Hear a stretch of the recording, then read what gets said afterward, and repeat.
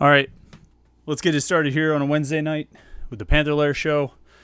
It's 8:30. You know what that means. It's time to talk a little Pitt sports right here on the Panther-Lair Show on YouTube.com/Panther-Lair.com. Of course, we made the switch from Tuesday nights to Wednesday nights. We'll do this at least for the month of August, and we'll see if we want to go further than that with Wednesday nights. I think it'll work better with my schedule. Tuesday nights got a little bit busy, so I thought, well, let's shift it over to Wednesdays, and we'll put it midweek and kind of work out well like that. We'll see how it goes, and maybe we'll do it through the rest of the season. Don't want to compete with the Pat Narduzzi show, which I think has historically been on Wednesday nights, but I don't, we'll see what time that thing usually happens, and I don't know. We'll see. I'm not going to worry too much about what we conflict with. It's what works best for us, right? What we like to do, what you like to do. When you like to come hang out for a little Pitt sports conversation. Of course, the YouTube channel is youtube.com/Panther-Lair.com. That is the place where this live stream happens. If you listen to the podcast through the week and you want to, get involved in the conversation, you want to get in the discussion that you hear us having here in the chat every week, this is the place to come. youtube.com/Panther-Lair.com. I highly recommend that you subscribe to the YouTube channel. We got the button right there. If you're watching the live stream or you're watching the video, see that subscribe button. You just click that and you subscribe to our YouTube channel, and you'll never miss any of our live streams. And you'll never miss it when we upload a new episode of the Kenny Pickett Show. That comes out every Wednesday at 10 a.m. It's not the only place you're going to hear from Kenny. I mean, look, Kenny's going to do his weekly media obligations. He's going to, I think he's got a thing he's doing on the Fan every Wednesday afternoon and that kind of thing. But I do believe that we're going to get some really unique insight from Kenny. I think we have, in the first two episodes so far, gotten some unique insight that you're not going to find anywhere else on a variety of topics. And we really have, I'm of the mind that it's going to be really interesting to follow Kenny through this season. His final year at Pitt, his fifth year at Pitt, fourth year as the starting quarterback. The team itself on the precipice of a season that, good or bad, is not going to be boring. I don't see a lot of boring outcomes for the season, because if the season ends up being boring, if it ends up being 7-5 or something along those lines, it's not going to be boring because we're going to have a whole lot to talk about. If this season sort of follows the path of 2020, of 2019, we're going to have a lot to talk about. And if it goes the other way, if it goes in the positive direction, obviously it's going to be very interesting. And so having Kenny give us not necessarily a front row seat, but about as close as you're going to get to a front row seat throughout the season, I think I'm really excited for it. And I'm excited what we've gotten through the first two episodes so far. We had our debut episode last Wednesday, and it was sort of the training camp preview episode. And, I thought it was great to hear from Kenny about his preparation for training camp, going into camp and all those kinds of things. And then I think, this week we released a new episode here. This is Wednesday night that we're taping this live stream. We released a new episode of the Kenny Pickett Show this morning, and I thought it was great. Just hearing Kenny talk about a variety of topics. We talk about this hashtag they've got, the We Not Me hashtag. I'm going to talk about that in a little bit, so I won't get too much into Kenny's comments there. But we broke down the running back group. What stands out about Izzy Abanikanda, and what does he see in those other running backs, and how they all kind of contributed? How can they all fit into the mix? We got some questions from readers at Panther-Lair.com about, what do you see in the other quarterbacks on the roster? And I think he had some great breakdowns of those guys. What's your favorite stadium to play in? Your favorite road stadium? Kenny, I won't give away his answer. I think you should watch the video. I think it was pretty good, though, what he said and how he kind of, laid it out. And we talked about a few different places that he has played in his career at Pitt. And I don't know, you might be surprised by what he says his favorite road stadium is. Maybe not. But it's interesting stuff. And I think it's the kind of insight you're not going to get anywhere else. Again, he's going to do his media obligations. He's going to have interviews. I would guess weekly he's going to meet with the local press. And like I say, he's got a thing he's doing on the Fan every Wednesday afternoon. But I think this Kenny Pickett show, is going to be unique. I don't think you're going to find this kind of insight anywhere else. And so hopefully you're tuned in for it. And the way to make sure you don't miss any of it is right there. Wait, wrong direction. Right there. Click the subscribe button, youtube.com/Panther-Lair.com. You subscribe to our YouTube channel and you'll never miss a video. You'll get it every time we upload it. You'll get a notification. It'll let you know that we've got something new out there for you to check out. So make sure you do that. If you're here watching the live stream on Wednesday night, if you're listening to it or watching the video later, subscribe to the YouTube channel. As a personal favor to me, if you are so inclined to do those kinds of things. Of course, when we have these live streams on a Wednesday night, you can jump into the conversation. We use the chat screen there. You want to, ask a question about Pitt sports, make a comment about Pitt sports, whatever's on your mind. You want to get in on you want to get into the discussion here on the podcast. That's your opportunity to do it. And you can be a super chatter, like a few people have already jumped in and done, and support the podcast. Throw a couple bucks at it, become a super chatter, make sure we get to your questions and your comments, and support the podcast. I do this every Wednesday night because it's fun. Try to spread the word about the website, about Panther-Lair.com. Make it a little bit of an ad for the site, but we do it every Wednesday night because I enjoy it, But we certainly appreciate any support anybody wants to offer. So, we got RJC Man 38 jumping in. We got Michael B jumping in. These guys are regular super chatters, and we appreciate that a whole lot. You guys are, a lot of support, and we very much appreciate it. And as a matter of fact, we'll go there right off the bat. RJC Man 38 jumping in as a super chatter. I think he was he threw a couple bucks at us before we even clicked go live here on YouTube. But RJC Man 38 asks the question, why doesn't the Goose get more love from Pitt?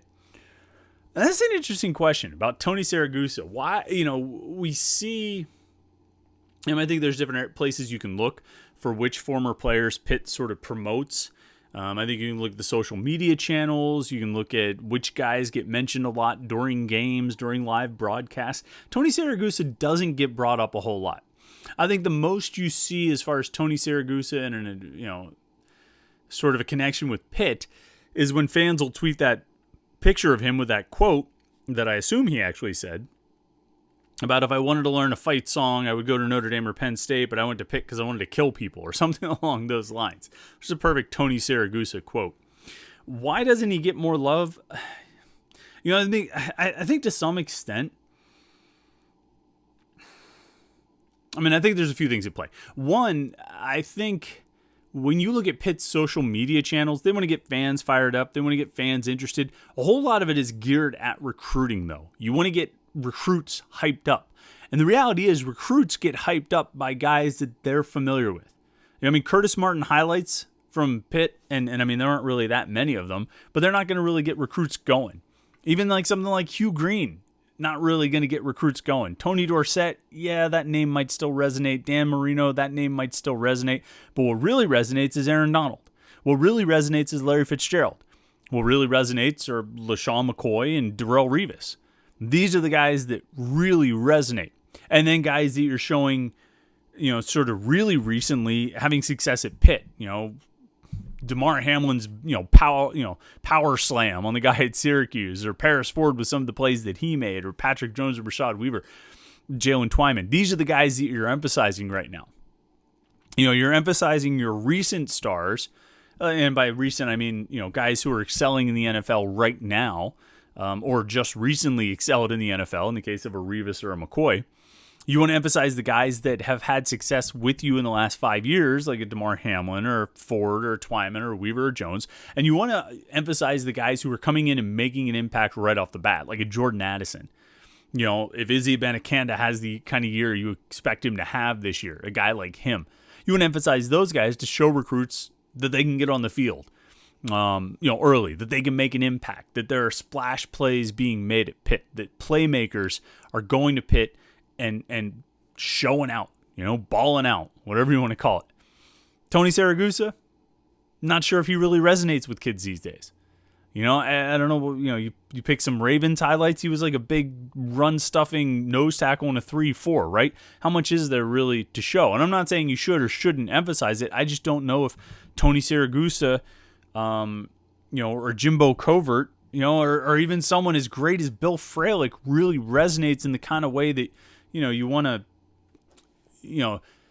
when you're on social media and you're trying to promote some of your former players or put them out there or hold them up as, to get attention, you're kind of throwing out quick clips, something exciting to get your attention right off the bat. And I'm not sure if, Mark May highlights or Mark Spindler highlights or, whoever, I don't know if that's really going to do it. Larry Fitzgerald is going to do it. Aaron Donald is going to do it. These are the guys you emphasize. Tony Dorsett, because he's one of the greatest of all time, should still resonate with kids. You know what I mean? You put on the highlights. Those highlights will resonate more than I think probably what you're going to get out of, a Tony Siragusa. But yeah, he's one that doesn't, for the success that he had after his time at Pitt. I think he was on the Super Bowl winning team with the Ravens, right? So, I think he was. A guy who won a Super Bowl, played a lot of games in Pittsburgh, as a rival of the Steelers, ended up, being a broadcaster. He was on The Sopranos. The guy's had a successful post-Pitt career, but he doesn't really seem to get brought up all that much. Curtis Martin doesn't either. Antonio Bryant doesn't. I think these guys don't get emphasized as much. Let alone, somebody like a Lateef Grimm or something like that. But you got to pick the guys who you think are really going to resonate with your target audience, and you have to figure out who your target audience is. If that's older alums, younger alums, recruits, different guys are going to resonate with different players. Are going to resonate with different groups of people. So I think there's a lot of different ways to go about it. Michael B., one of our super chatters, says, hello all, just want to encourage everyone who listens to the show to show support, be a super chatter. Hey, I appreciate it. We do this for fun, but we definitely appreciate any of the support that anybody wants to throw in. So thank you, Michael B. You're a great supporter of the podcast, no doubt. S-Mac says, per his interview on Wednesday, I think it was, has Deion Hayes received a silent commitment from Tyrese Fearbry and Tamir Robinson? Fearbry, of course, a 4-star defensive end from Perry in the 2022 recruiting class, going into his senior year, committed to Penn State on the 4th of July, decommitted on the 28th of July, somewhere around there. And then Tamir Robinson, the 4-star outside linebacker at Brashear. He's in the 23 class. He's going into his junior year of college, junior year of high school. And he's one of the top prospects in the state, one of the top prospects in the class of 2023 nationally, really. Deion Hayes met the media on Wednesday, talked about how he wants to get Tyrese Fearbry and Tamir Robinson to go to Pitt. Kind of sounded like he said they are going to Pitt. I don't think there's any silent verbals there or anything like that. I think Deion Hayes just intends to work on those guys. You know what I mean? And just like he worked on Elliott Donald and Nakai Johnson and Dorian Ford, I think he intends to work on some of his City League brethren in Tyrese Fearbry and Tamir Robinson. Deion Hayes, of course, sophomore defensive end from Westinghouse, came in the class of 2020, was a freshman last year, and he's going to work on those guys. And I think Deion Hayes, as he continues to grow and have success and get more playing time, he's going to be one who can resonate with some of these guys who are coming up in the city, either in the City League or in the WPIAL. And I think you need some linkage like that. I think it helps to have some linkage like that. You have somebody who these younger guys know, and they might have played with or played against or they're aware of coming up through midgets and that kind of thing.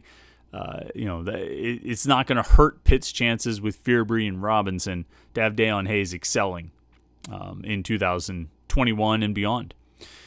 TRR says, there's not much chatter regarding Brandon George from Pat Narduzzi. Maybe a redshirt this season due to all the numbers of the position. He can still be a contributor down the road. Yeah, so Brandon George, I think, is a really interesting guy. He's a physical linebacker. You love the way he's built. You love the way he runs. He looks like he should be a stud linebacker. He looks the part. But right now, he's fallen behind. He's fallen behind other guys. And whether that says more about him or more about them, I'm inclined toward the latter, but he's behind, Wendell Davis and Chase Pine at middle linebacker. He's behind, Servassier Dennis and Cam Bright and Phil Campbell and John Patrician at the outside linebacker spots.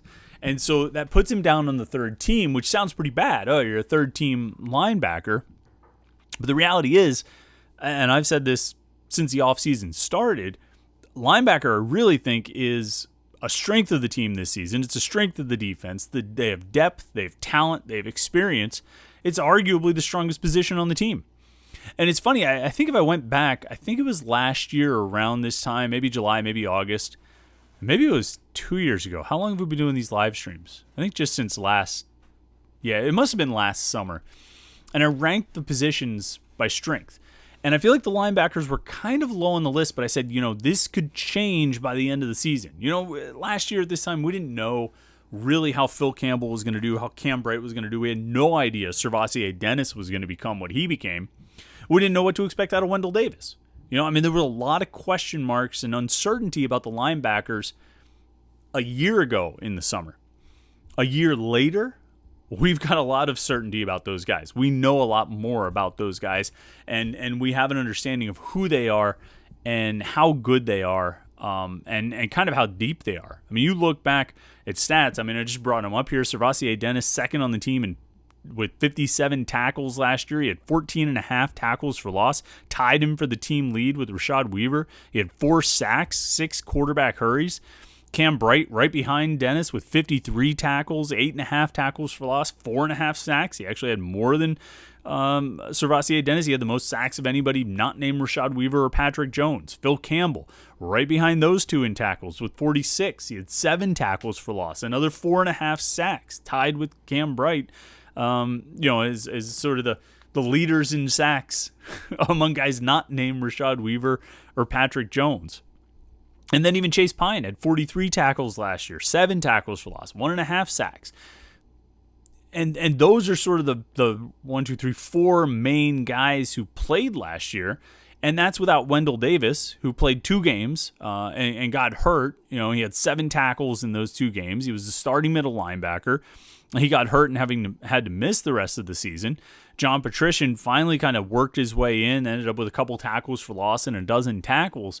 But last year was the kind of year that built depth at linebacker, where you went into the season, and cornerback was a little bit like this as well. You went into the season without a lot of experience, without a lot in terms of proven production, not much in terms of resumes. But by the end of the year, and this is I don't have a lot of predictions that come true, but this was one that actually did come true. By the end of the year, the linebackers actually looked like a strength. You wouldn't say that they were a strength of the defense last year because they had 2 All-Americans at defensive end. That was the strength of the defense, was Weaver and Jones. But they looked a lot stronger in December than they did in August. And then to have all those guys back. They didn't lose any linebackers this offseason. They have all those guys back with all that experience and all that production I just talked about. 9 sacks between Campbell and Bright. 14 and a half tackles for loss for Dennis, and second on the team in total tackles. You got a lot of productivity there. You got a lot of experience there, and I think you have a fair amount of talent. So much so that you can go top line. I don't even know who you say your top 3 are. I think you have to talk about your top 6. All right, because you've got Wendell Davis. I'm guessing he'll be the starting middle linebacker. But then you've got 3 guys who all legitimately could stake a claim to the starting outside linebacker spots in Servassier Dennis, Phil Campbell, and Cam Bright. Throw in Chase Pine and John Patrician, a couple of guys who, I don't know, Pine is probably in his 5th year now, maybe his 6th year. Patrician might be in his 7th season, of college football. A couple of guys with a ton of experience and a fair amount of, well, I shouldn't say a fair amount of productivity. Patrician hasn't produced all that much. Part of that was due to injuries at Penn State and then kind of taking a while to sort of find his footing at Pitt. But it seems like the coaches genuinely believe he can contribute this year. So that's your 2 deep right there. Some combination of those 6 guys. And I'm not sure how many of them are actually locked into specific spots. Wendell Davis is a middle linebacker. Chase Pine can and has played all 3 of those spots. Patrician is probably just an outside guy. Bright and Campbell, just outside guys. Servassier Dennis could play all 3. He might just mostly be outside. So maybe your 2 deep at middle linebacker is Davis and Pine. And then you sort it out with the other 4. I think Patrician will be a second-team guy. I don't know which 2 you pick of the other 3, but they're all going to play. And that doesn't even get into Bengali Kamara and Solomon DeShields, 2 of the most exciting young guys on this team. I would put them very high on the list of guys that I'm really excited to see what they do this year. If there wasn't, 6 guys with a combined, total of close to 40 years of college football experience among them, I would say Kamara and DeShields are locks to be in the 2 deep and get on the field and play a lot as part of the linebacker rotation. Can you rotate 3 teams of linebackers? Can you rotate 3 deep at linebacker? Because you mentioned Kamara and DeShields, and you throw in Brandon George, who was the start of this whole question. And then you got A.J. Roberts waiting back there. I don't know if you can go. I don't know if you can rotate 3 deep at linebacker, but they might have the depth and the talent and the experience to necessitate it. I mean, look at some of the pictures of Bengali Kamara. You know what I mean? You check out some of the photos of Solomon DeShields. You watch what those guys did as the season went on, mostly just on special teams. And it's not hard to imagine a scenario where you're struggling to keep them off the field because they might just have that much potential. They might just be that good. Kamara looks like a monster. I mean, just in the photos that we've seen. The book on Bengali Kamara, coming out of high school in Ohio, was that he was too slow to play safety and too small to play linebacker. Made him a bit of a tweener. It's why Rivals.com, it's why he never got into the 4-star territory, despite his film being ridiculously good, being a really productive linebacker in high school. He never got into 4-star territory, and no matter how much I pushed for it. And the reason given to me was that we think he's too much of a tweener. We don't think he's fast enough to play safety. We don't think he's big enough to be a linebacker, so we don't really know how he fits in. So, okay. And there's a chance that some colleges got a little hesitant about him for the same reason. Pitt didn't. Pitt was on him from the start. Pitt was all about him. They wanted him, no questions asked. Well, now he looks like a beast. I don't know if he's fast enough to play safety or not, but that's good because it doesn't matter because they don't need him to play safety. But he's definitely big enough to play linebacker. He has grown into that role, and he looks like he's ready to kill some people just from photos. Now, I mean, we're just basing this on photographs. You know, how guys look coming off the bus. But this dude looks like $1 million. So, I mean, he's one I'm watching. Number 11, 34, Solomon DeShields. Those 2 guys, I think they're going to make something happen when they get on the field, whether it's on special teams or they rotate in with the linebackers. And what a good problem to have, that like you're having trouble finding snaps for 2 really promising second-year players. Plus A.J. Roberts, who I think has a lot of potential as a middle linebacker as well. Could potentially be Wendell Davis's backup next year. It's a good problem to have. There's a lot of good problems to have, actually. And so I think that's why, Brandon George, I think, is a really talented guy. And I think he's got a lot of potential, and I think he could be pretty good. He looks like a thumper. He looks like the kind of guy. I mean, there's a reason that they played him at fullback in the last couple of years. Was that last year or 2 years ago, or both?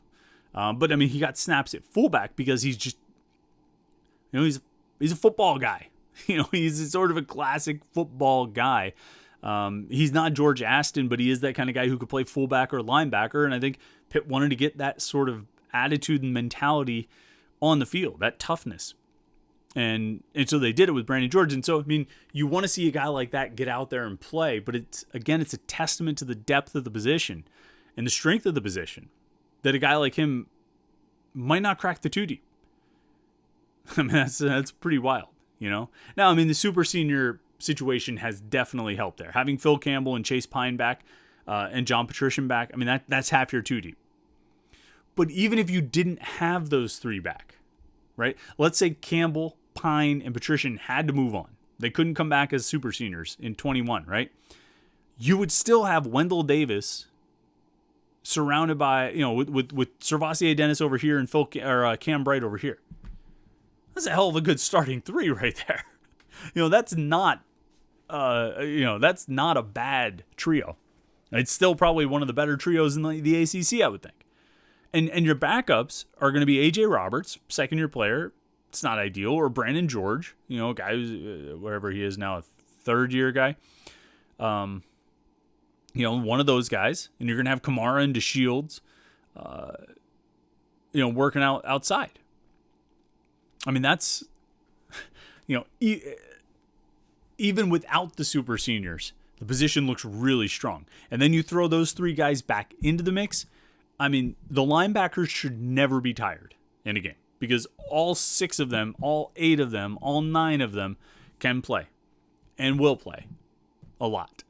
And I think they'll make a lot of plays. I think it'll be a really good position. So, I mean, that's a long way to answer a question about Brandon George. But, I mean, I do think the linebacker position is one that I've talked a lot about this offseason. I've written a lot about on Panther-Lair.com this offseason. And I'm going to continue to do it because I think that position merits it. You know what I mean? I think we should continue giving that attention. I don't want you to be surprised when we get into a game and those guys play really well. You know, I think they're going to be good.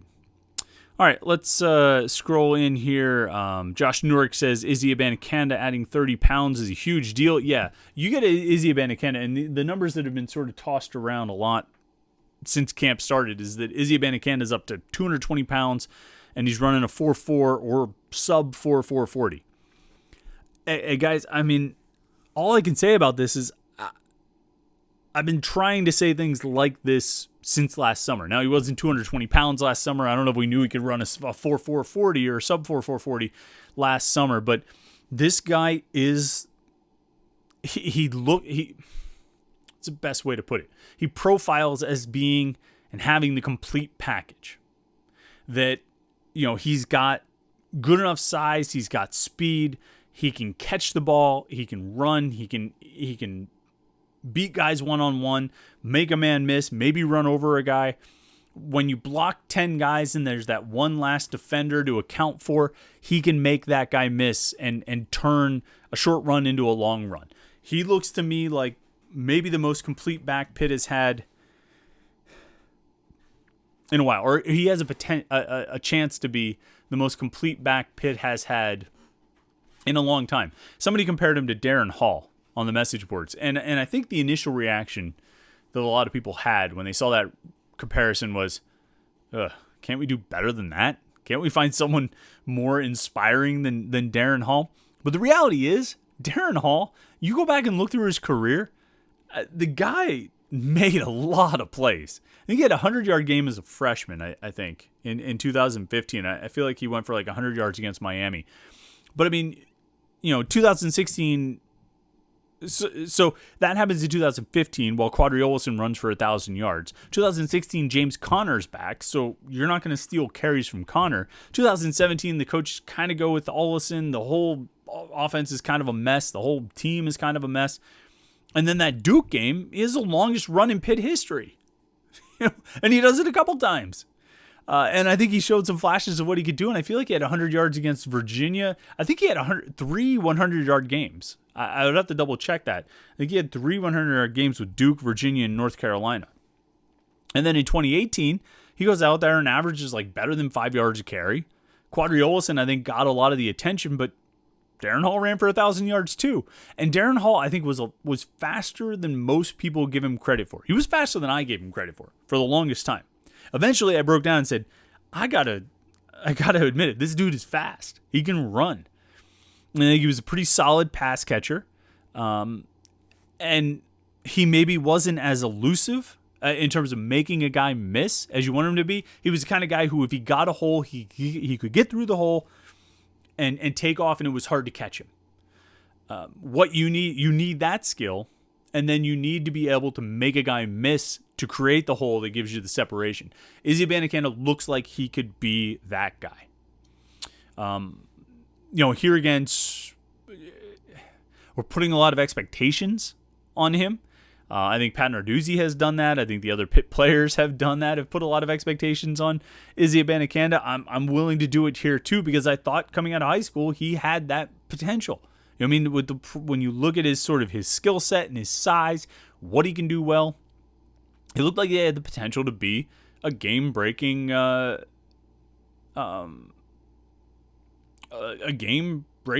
running back.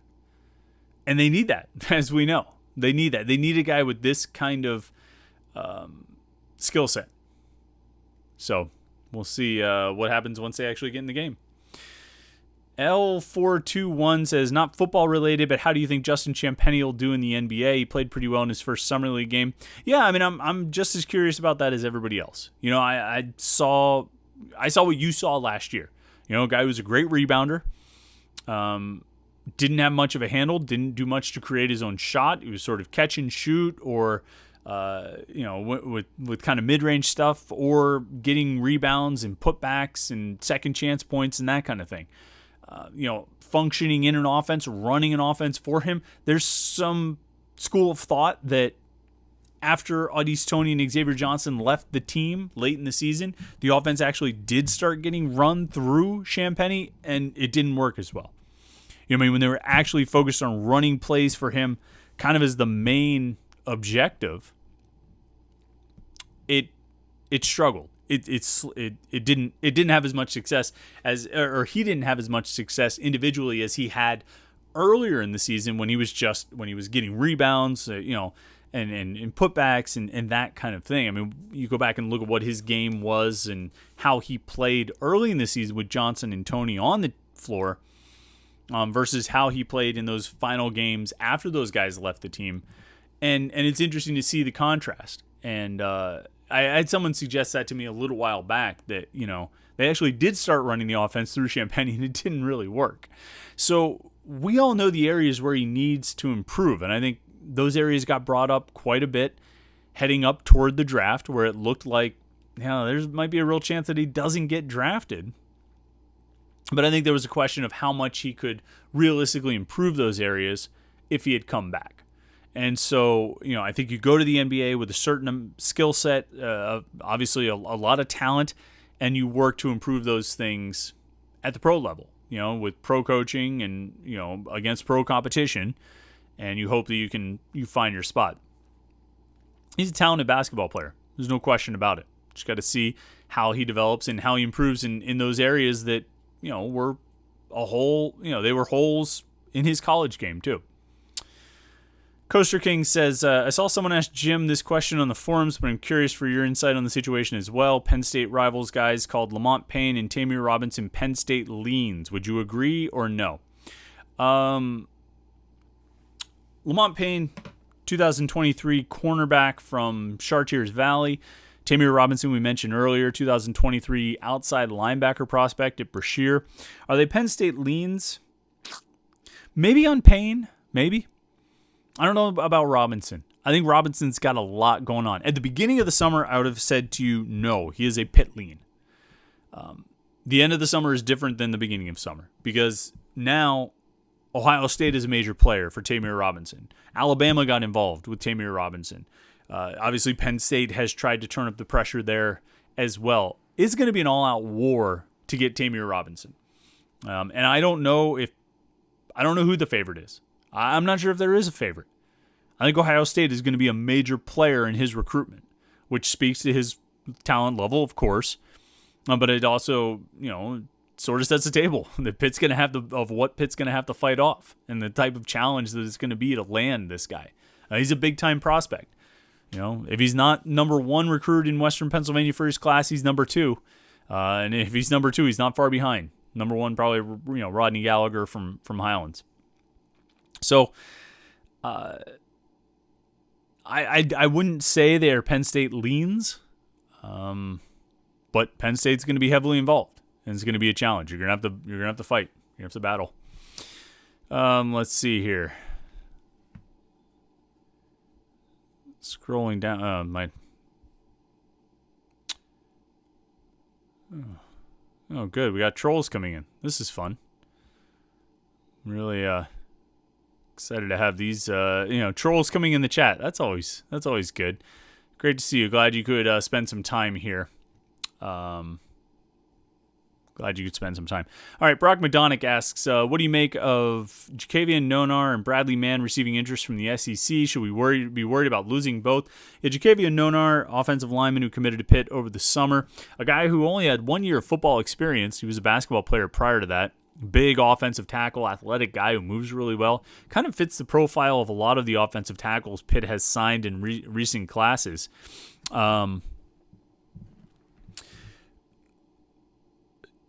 He got an offer from Florida. Now, Florida, that's a big offer. For a kid in the state of Florida, you get an offer from Florida, that's a big one.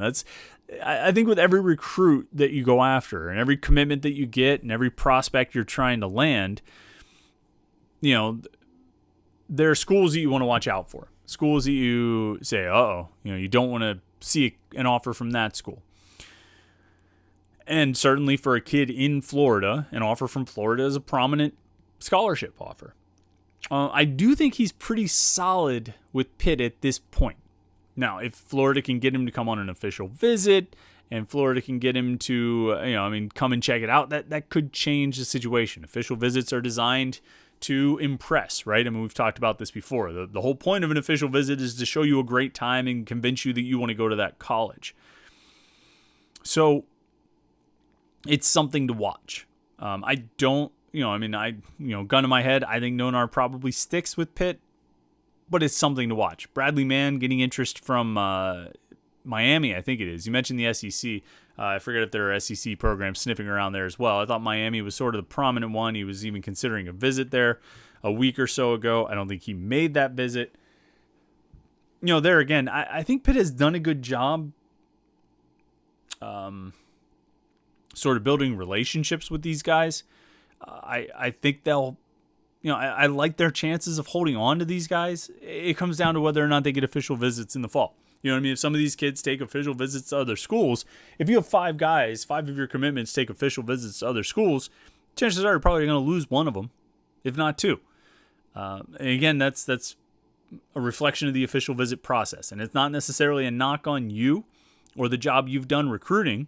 It's just, if guys go on an official visit, they tend to like the school. That's why Pitt gets so many commitments out of official visits. I mean, we've seen this, the last 3 or 4 years with the June official visits. I mean, they're designed to impress and lead to commitments, right? So we'll keep an eye on that. I mean, that's the thing to watch. And so many times you watch sort of words more than actions, actions more than words.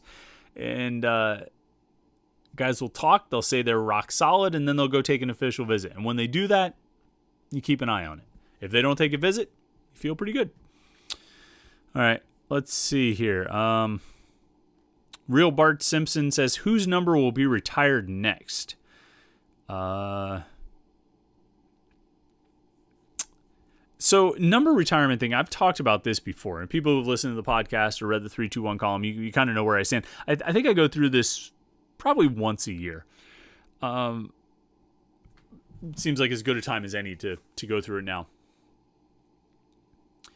I think the number that a lot of people go with, a lot of people say should be retired, is 25. For LaShawn McCoy, Darrelle Revis, they both wore it. They both went on to have great NFL careers, Hall of Fame NFL careers. And I say no. I'm not retiring either one of them. They were both great at Pitt, 2 of Pitt's all-time greats. But there have been a lot of all-time great Pitt players who don't have their numbers retired, and in my opinion, shouldn't have their numbers retired. I think when you retire a number, it needs to be a truly sort of transcendent figure. Somebody, a generational talent. And you could say Darrelle Revis was. And I wouldn't necessarily argue with you, but it's hard for a corner, unless it's a guy who really excels and puts up a lot of eye-popping stats and all this. In some respects, some of the best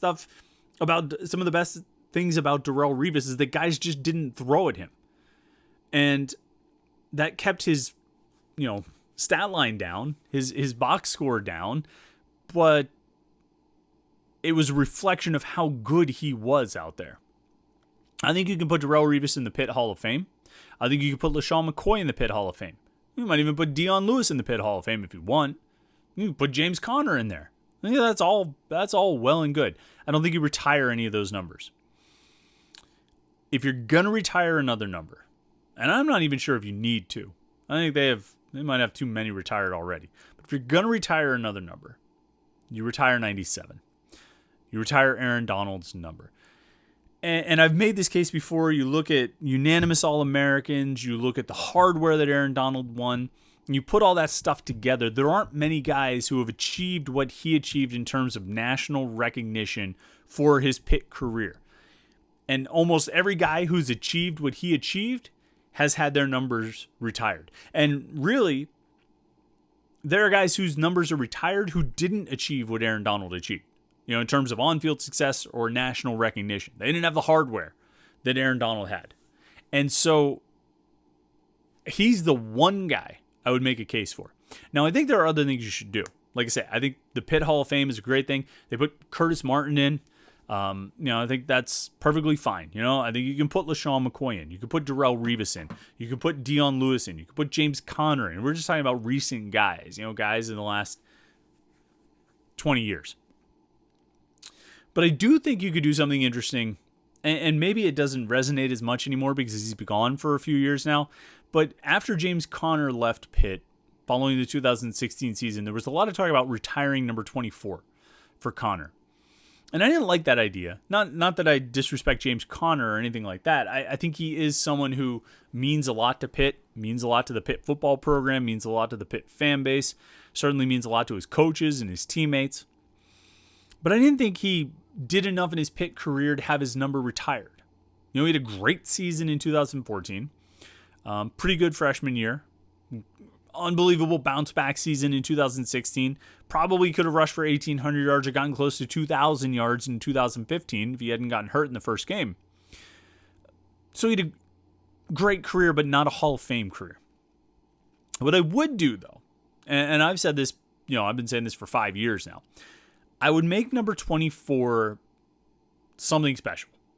I would make it, how like Michigan, I don't even know if Michigan still does it, but the number 1 jersey was a special number at Michigan. Only a certain player got to wear it each year. I feel like Syracuse has done that in the past. What number do they use? 44 or something like that. I would make 24 a special number, and 24 would be a number that you wouldn't even necessarily give out every year.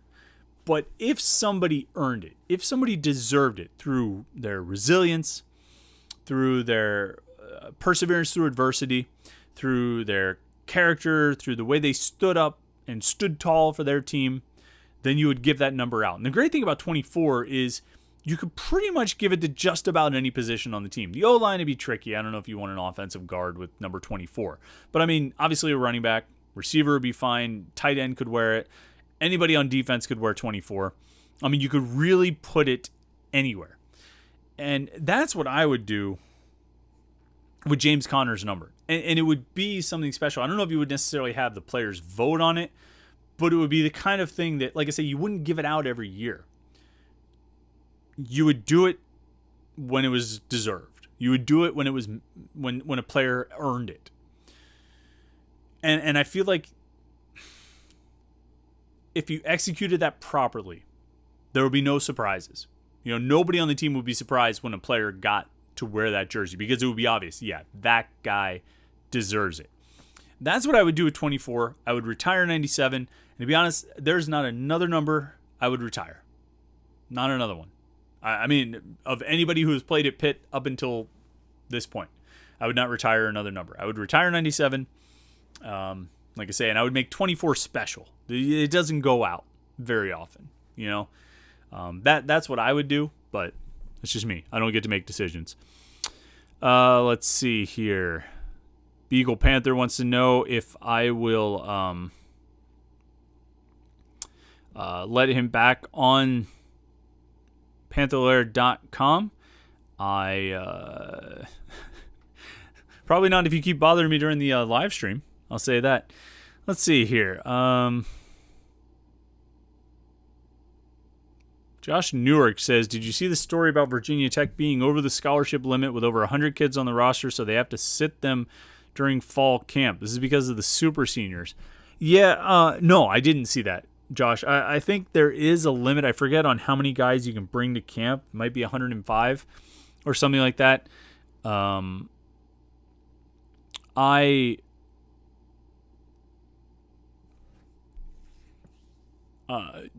did not see that. But yeah, I mean, that you would run into that because there's a limit on the number of guys you can have in camp during the fall. So it probably cuts down on the number of walk-ons and that kind of thing. And yeah, I suppose if your scholarship players go over that, then, you would you would have to sit some guys down. So you wouldn't really have much of a choice with that. Let's see here. There was another. There was another. Oh, here, RJCman38 says, should Heather Lyke institute a vaccine mandate to attend sports venues at Pitt? I don't think that would be her call at Heinz Field, I'm guessing. I think at Heinz Field it would be more of a city thing, or maybe a Pitt Steelers collaboration, or maybe the stadium authority. I'm not sure who would make that call. I'm guessing that Pitt would defer to Allegheny County and the city and whoever makes those sort of decisions. Beyond that, I don't know what the right call is there. The Peterson Event Center, Pitt might have some more authority over it. Should Pitt try to put their foot down and mandate vaccines for access, be like Jason Isbell? I don't know. I'm not sure what to do in that situation, and quite frankly, I don't see a lot of upside in me opining on it. So let's see here. Scroll down through. Brock McDonnick asks, what do you expect from Melquist Stovall and Rodney Hammond in the future? Stovall,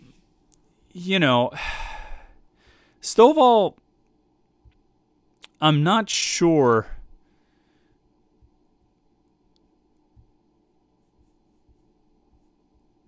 I'm not sure what Stovall is going to do this season.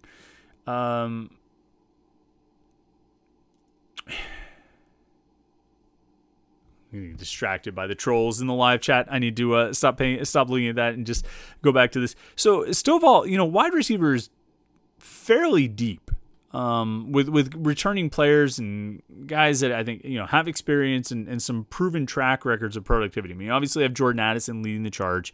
Taysier Mack has been around for a long time now, which is funny because I still think of him as just being this transfer from Indiana. But the reality is, he's been around for 4 years now. It's crazy. But he's played well in that time, and I think he can contribute. There's Jared Wayne, there's Shockey Jacques Louis, there's Trey Tipton, there's Jalen Barden, who I'm particularly high on. I think can be really good.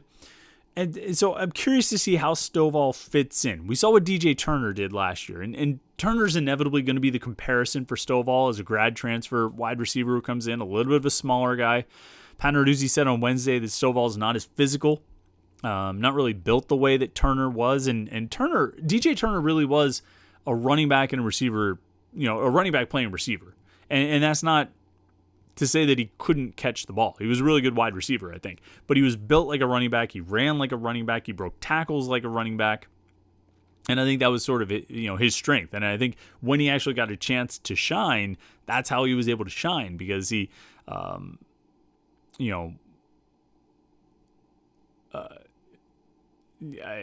broke tackles and turned shorter plays into longer plays. He was tough to bring down.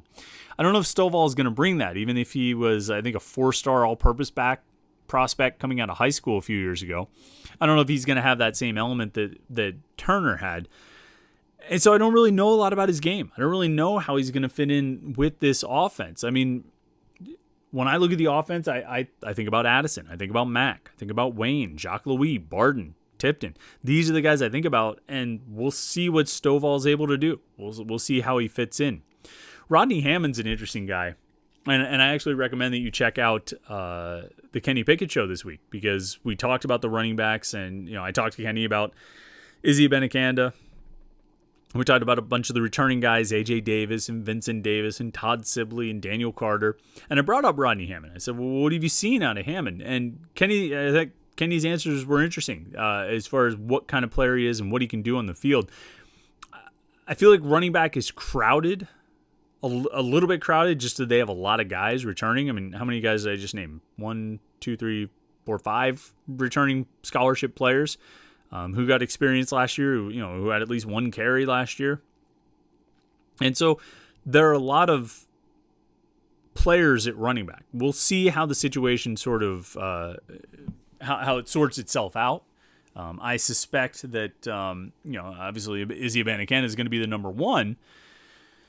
But, what happens after that, I'm not sure. I would expect that it's going to feature the upperclassmen. I don't know if Rodney Hammond's really going to be in the mix there. Now, you get past this year, A.J. Davis is going to be out of eligibility. Todd Sibley might, I don't know if he's going to, in theory, could come back for one more year. We'll see if that actually happens. So the numbers thin a little bit. Opportunities increase for a younger back like Hammond. I'm curious to see what he does. I think when I looked at the running backs Pitt signed, had a good feel for Malik Newton's game as a bigger back who could break plays. I was really excited to see what he could do. Obviously, he had a medical issue and had to, ended up leaving Pitt. But I wasn't as clear on Hammond's abilities and skill set. And so I'm interested to see. I hope he does get some carries, maybe in the UMass game or New Hampshire or something like that. I'd like to see him out on the field. Ideally Pitt has an opportunity to use a back like that in a game like that to, kill out garbage time. You know what I mean? To run out a big lead and give a guy like that opportunities. I'm interested to see what he's able to do. Let's see here. Let's scroll down through. Doug Woods asks, do you see Pitt and Tennessee scheduling any more games as part of this Johnny Majors Classic? No, I think it'll be a home and home. It'll be a 2-game series. They announced it on Tuesday or Wednesday, I forget what day, that they're going to call it the Johnny Majors Classic. Obviously, with Johnny Majors having a lot of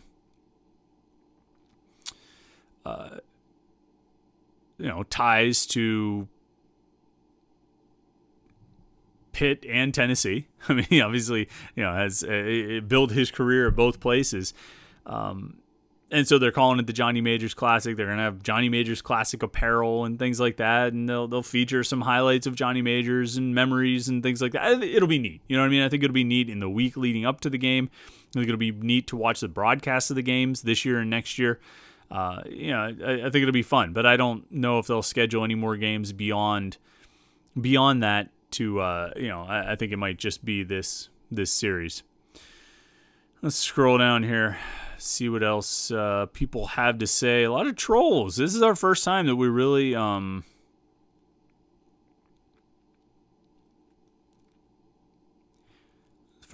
had trolls invade the live chat, but I appreciate everybody kind of sticking with it. All right, let's do a couple questions on the O-line here to wrap things up. Pete K says, how does the O-line look? What's going on? Is Gonsalves going to start? Who are the guards? What's the depth? And then Josh Newark says, is the center position the biggest unknown and question mark on the team? Yeah, I mean, Josh, I would start with your question. Yeah, I think it is. And I feel like I talked about this either last week on this show or maybe on the Panthers Insider Show on 93.7 The Fan on Saturday mornings at 8 a.m. I forget which one. Maybe both. Probably talked about it a bunch. I mean, this is one of the talking points all offseason, that they've got to find a way to replace Jimmy Morrissey. It's a 4-year starter at center.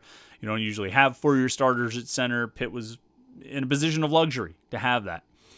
And now he's gone. So they're replacing him with Owen Drexel, a guy who is a 5th-year senior. So, I mean, you're not, in the same situation you were when Jimmy Morrissey had to step in as a first-year or second-year player, a redshirt freshman, to be the starting center. Drexel at least is older. He's been around, physically more mature. He's got some experience. He had to start last year in the Boston College game. But that's a big, big question mark. It's a big question mark for the O-line. It's a big question mark for the offense. It's a big question mark for the team. Maybe the biggest question mark for the team. And we look at other positions where they're replacing starters. You look at defensive end. You look at the one cornerback spot. You look at the safeties. All those jobs, I think you feel some confidence about. And the guys who are going to replace the departed starters, I think you feel some confidence about. Center, you just don't know. You don't know what you're going to get. I have no reason to think that Owen Drexel is going to be bad.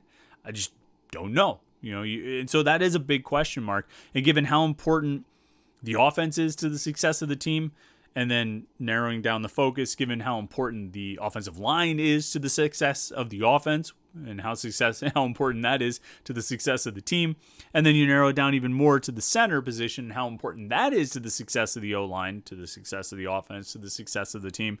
I mean, it is the biggest question mark, in terms of a position on this team in 2021. I mean, if we want to talk about, bigger questions of can they get over the hump? Can they avoid any bad losses? Can they be more disciplined? Can they this? Can they that? Yeah, those are the biggest questions. But in terms of a position, I don't think there's a bigger question mark than center. And I would really kind of hone in on that, because I look at the rest of the offensive line and I think they might be okay. I think at the guard spots, I think you've got Jake Cradle on the right and Marcus Minor on the left. That's 2 experienced older players. And then at the tackle spots, You're going to have some combination of Carter Warren, Matt Gonsalves, and Gabe Hoy, with Branson Taylor sort of, right there battling with those guys. And, whoever you end up with, I still think Gonsalves is a really talented tackle. I think he might be one of their more talented, maybe one of their most talented offensive linemen. But even if you end up with Warren and Hoy, you've got two very experienced guys. I think you'll end up with, I don't know what the combination will be. I really don't. It sort of appears like Warren is working a lot at left tackle, which I think is the spot that you would want Gonsalves, but I think they'll move those guys around to find the best pairing. I think they should be able to be okay out there. And I think they should be okay at the guard spots. Gotta figure out center. And not even figure it out. I think you know the answer. The answer is Owen Drexel. You have to figure out how to get competent, effective play. Not just in the blocking, but in recognizing defenses, making the calls and checks, communicating with Kenny Pickett, really having a handle for how to operate that position. It's not easy. It's a challenging spot to play. And Jimmy Morrissey was really good at it, not just because of what he could do physically, but because of everything else he brought to the table. I remember somebody telling me that they felt like, you remember the Miami game in 2018? Remember a week earlier, Pitt went down to Wake Forest. They won that game, clinched the Coastal Division. Jimmy Morrissey, busted his knee on a trick play pass to Stefano Millen. And so he was out the rest of the season. He missed the regular season finale against Miami, missed the ACC championship game against Clemson, missed the Sun Bowl against Stanford. They lost that game to Miami. It wasn't particularly close. It might have been like 24-3 or something like that. They gave up a punt return for a touchdown. But the biggest problem was that the offense couldn't do anything. And I had someone tell me that then you don't know if Pitt would have won or lost or what would have happened. But that Jimmy Morrissey would have seen and picked up on some of the things that Miami was doing and made different calls, made different checks at the line, and potentially given the offense a better chance of getting on track or untracked, whichever one it's supposed to be, getting going, heading in the right direction. That Jimmy Morrissey would have improved their chances there and which ultimately would have given them a better chance at winning the game. So there's a lot that goes on at that center position. It's a very important spot. And there's a lot that needs to happen that position has to do in order to help the offense have success. So Owen Drexel's got a lot riding on. He's got a lot of pressure. And we'll see if he's up for it. I think that's a good time to call it right there. Make sure you stay tuned to Panther-Lair.com, Pittsburgh.rivals.com, Panther-Lair.com. It's the most comprehensive source of Pitt sports news on the internet, football, basketball, recruiting. You find it all at Panther-Lair.com. And, of course, message boards where you can interact with hundreds and thousands of your closest Pitt fan friends. We have this conversation going all day, every day. We're talking about Pitt sports at Panther-Lair.com. So if you're a Pitt fan, you're looking for Pitt conversation, you need to go to the message boards at Panther-Lair.com. That's where you need to be. Make sure you subscribe to the YouTube channel, youtube.com/Panther-Lair.com, so you never miss one of these live streams, and so you never miss the Kenny Pickett Show. Every Wednesday at 10 a.m. we'll release a new episode. And when I say every Wednesday, I mean every Wednesday. From last Wednesday, August 4th, all the way through to the end of the season. We'll take the bye week. We'll be off then. But otherwise, every Wednesday all the way through to the end of the season. You're going to get as close to a front row seat as is possible for a fan. So I'm really excited about it. I hope you are too. It's been a lot of fun. We've got 2 episodes down. I think they've been great. Kenny has been great. And it's been a lot of fun to do those things. So I highly recommend that you check them out. And like I say, subscribe to the YouTube channel, youtube.com/Panther-Lair.com, so you know whenever we release a new episode. Saturday morning, 93.7 The Fan, 8 a.m., we have the Panthers Insider Show. It's another hour of Pitt sports talk. If you listen to this live stream or you watch the live stream or you listen to the podcast through the week, but you can't get enough Pitt sports talk, 8 a.m. on 93.7 The Fan, Saturday mornings. Get up, make your coffee, make your pancakes, listen to some Pitt talk. All right, thanks everybody for jumping in. Trolls, no thanks to you. Don't appreciate you jumping in to the live stream. You don't have to do that again. We will be just fine without you, but I appreciate everybody else. Came in with the comments, came in with the questions, conversations, of course, the super chatters. Appreciate you guys big time. So Thanks again. Have a great rest of the night. Have a great rest of the week. We'll talk to you next Wednesday night at 8:30 for the Panther-Lair Show right here on youtube.com/Panther-Lair.com.